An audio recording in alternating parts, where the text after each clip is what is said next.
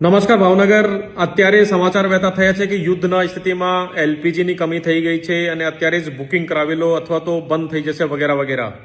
તો ભારત સરકાર અને ગુજરાત સરકારની સ્પષ્ટ સૂચના છે કે કોઈ પણ જાતની કોઈ કમી નથી, એલપીજીની પણ કમી નથી, પીએનજીની કમી નથી.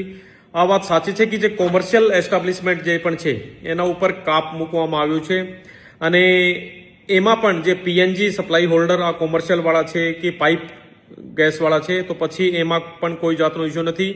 અને અત્યારે અમે લોકો એને આ પણ સૂચવીએ છીએ કે તાત્કાલિક પાઇપ જે નેટવર્ક છે એમાં તમે પણ જોડાઈ જાઓ.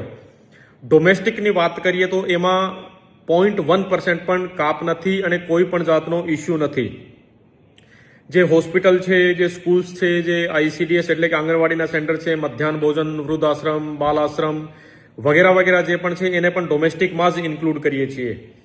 ભાવનગરની વાત કરીએ તો ભાવનગરમાં ટોટલ 38 ગેસ એજન્સી છે અને અમુક પ્રાઇવેટ જે સપ્લાયર છે એની પણ ગેસ એજન્સી છે.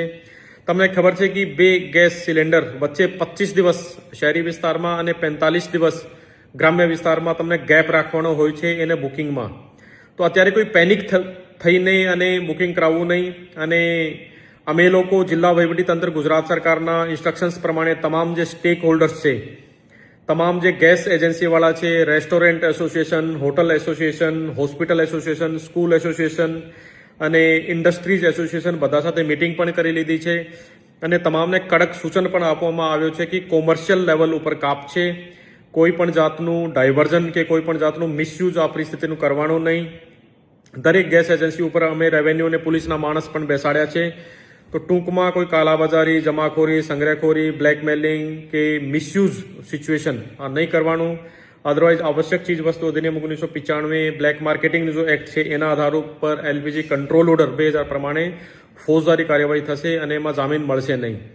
તો ટૂંકમાં ડોમેસ્ટિક લેવલ ઉપર કોઈ પણ જાતનો કોઈ ઇસ્યુ નથી અને કોમર્શિયલમાં કાપ છે. સો કોઈ ચિંતા કરવાની જરૂરત નથી, બટ મિસયુઝ આ સિચ્યુએશનો કરવાની બિલકુલ જરૂરત નથી. Thank you.